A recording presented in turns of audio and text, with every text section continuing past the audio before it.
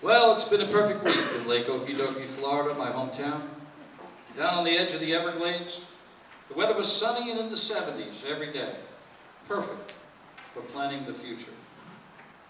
The retirement of the beloved Pastor George Castor, senior minister of Appleyard, the United Methodist Church of Lake Okee-dokee, had resulted in the appointment of an interim pastor in the form and person of the Reverend Dr. Brandy Wilkins. In the months since her arrival, she had proven herself smart, clever, and a surprisingly good preacher. She was also drop-dead beautiful, a tangential trait that made listening to her sermons even easier. But for all of that, not every member of Appleyard was entirely comfortable with having a lady pastor. One such was Earl Suggins, owner with his wife, Tammy Faye, of General Beauregard's General Store. They were longtime members, having met at Appleyard as teens, and while Earl did not much care for even the concept of a lady pastor, neither was he going to make waves about it, inasmuch as she was an interim, and in another 18 months at the most, she would be gone. So, in the meantime, as a coping mechanism, he had contrived to find more reasons than previously to be at the store an extra Sunday morning or two each month. But as fate would have it, this Sunday he sat in the family's usual pew, along with Tammy Faye and their two daughters, waiting to hear the inspirational message that Dr. Wilkins had prepared for them. How many times have we heard a sermon and thought, if only so-and-so had been here today to hear that? Well, Tammy Faye believed in the intervention of divine providence in matters of this sort, and so the pastor's sermon hit her hard. Dr. Wilkins took as her inspiration a passage from the book of Proverbs, chapter 13 and verse 22, which read, "A good person leaves an inheritance for their children's children, but a sinner's wealth is stored up for the righteous." She then proceeded to touch on the many key meanings of the passage. That we were responsible for making sure our children understood and practiced what it meant to be a good person. The kinds of inheritances one might leave, and in particular, the importance of tithing. Dr. Wilkins always worked this point into at least half of all her sermons. How and why the righteous deserve your wealth if you don't leave it to your children's children. Why it was sinful not to follow this precept, and what God thought of those who failed to do so. Tammy Faye wasn't worried about her and Earl's ability to leave an inheritance to their children's children. General Beauregard's General Store had provided a very comfortable living for them for many years, allowing Tammy Faye to be a stay-at-home mom, volunteer in various Lake Okee-dokee charitable endeavors, and own a 3-year-old filly named Pocahontas that was beautiful, gentle, and loved to be ridden. The store had allowed Earl to indulge himself as well in the accumulation of all manner of man toys, including an airboat, guns, ammo, bass boat, fishing gear, guns, ammo, a motorized hang glider, guns, ammo, and an all-terrain vehicle. No, Tammy Faye wasn't worried about her and Earl's ability to leave an inheritance, and their daughters had not even entered college yet, let alone gotten married and had children, so there was plenty of time before they were in danger of non-compliance. Rather, it was the realization that despite 20-plus years of marriage, she and Earl still had not executed a will that panicked her. I mean, God forbid that some horrible accident would claim them on the way home from church that morning. Their wealth would go to the righteous rather than to the girls.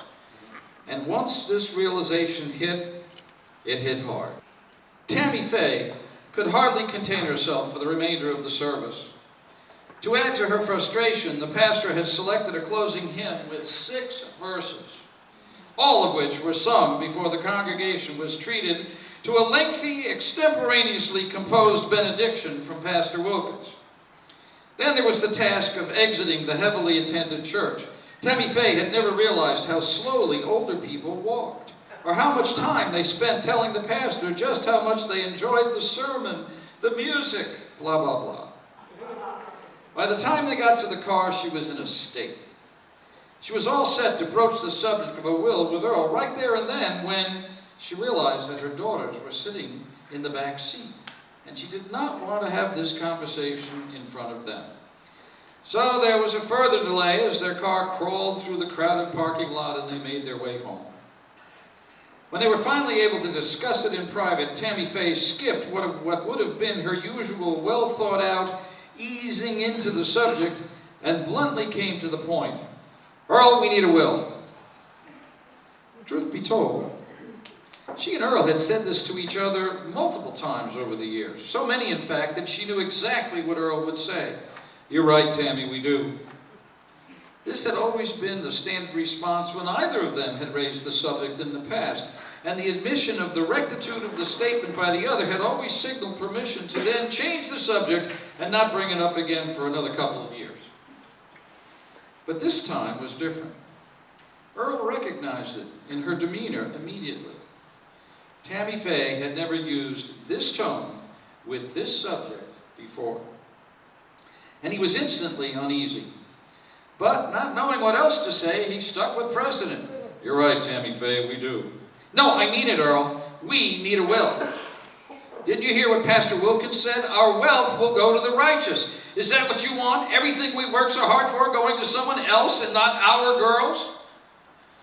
Tammy Faye always said we and our, but sometimes it was hard for Earl to know whether she meant both of them, as in, "Earl, you know what? We should take a cruise this fall." Or just him, as in, "Earl, we need to wash the car. It's really dirty."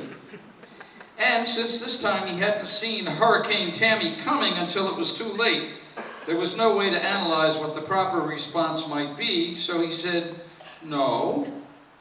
But he was perplexed as to why he suddenly felt guilty that the lack of a will was somehow entirely his fault. "Well then, what are we going to do about it?" she pressed. There was that "we" again. Still not sure which declension she meant, Earl retreated. "Look, Tammy Faye, I work hard 6 days a week to make a good living for you and the girls. If I want to take a Sunday afternoon and go fishing, I should be able to." And with that, he strode out of the house, down to the town dock, and headed out into the Everglades to the safety of his fishing camp. As the back door banged shut, Tammy Faye realized she'd blown it. Earl had to be handled in a certain way, or you could just forget it. Coming at him like she had, now she realized was not the right way. So she did what she always did when she needed to regroup. She called her best friend, Tammy K. Jackson, co-owner with her husband, Bob Jackson Jr. of Bob's Airboats, Sales, Service, Tours. Tammy K. ran the tours part of the business, and she was good at it. She had a good head for strategy, which made her perfect to consult with on how to get Earl back in the corral on the will issue. But to her surprise, Tammy K. was not responsive, even after Tammy Faye explained in excruciating detail the sermon, her troubling realization, the flight from church, and Earl's reaction to her demand that they execute a will. "Well," Tammy Faye finally blurted. "Well, what?" Tammy K. countered. "Tammy K. Jackson, what is the matter with you? You would normally have thought of 3 different strategies by now." "I'm sorry. It's just that Bob Jr. and I don't have a will either." "What?" I know, but Bob Jr. works so hard, there never seems to be a good time to bring it up.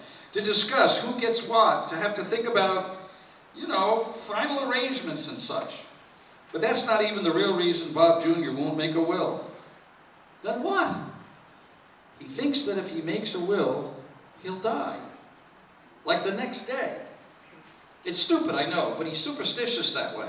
Somehow he thinks that as long as he doesn't think about the end, it won't happen." "Oh my gosh, that's ridiculous, Tammy. What are we going to do?" "I just got an idea. Do you use Harlan Covington as your attorney?" "Of course." "Good. So do we. Let's get Harlan to hire Bob Jr. to take him and Earl fishing. And while they're out there, he can cover all the reasons why they should have a will and suggest how easy it would be to meet with him and get it done. They won't be able to back down in front of each other, and we won't have to drag our husbands kicking and screaming to Harlan's office." It was a perfect plan. And once again, Tammy Faye's faith in her best friend had been rewarded. Let the righteous get their own damn inheritance, she thought to herself. And that's the news from Lake Okee-dokee, the little town on the edge of the Everglades that time pretty much ignores, where all the women are right, all the men are happy, and all the children play outdoors.